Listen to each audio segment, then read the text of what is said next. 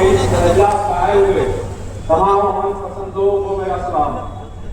वक्त हमारी शान है, वक्त हमारी जान है, वक्त फिर मुसलमानों की पहचान है।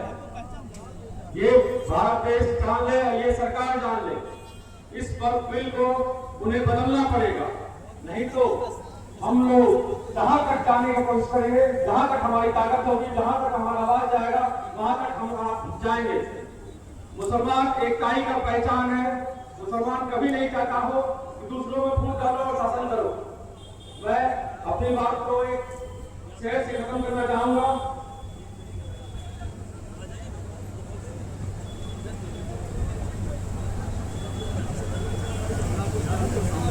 जो भी गेट खाली करवाना चाह रहे हैं, जो कार्यकर्ता काम कर रहे हैं, उनका बात मानिए। सिर्फ आप सभी से गुजारिश है, किसी को दिक्कत नहीं।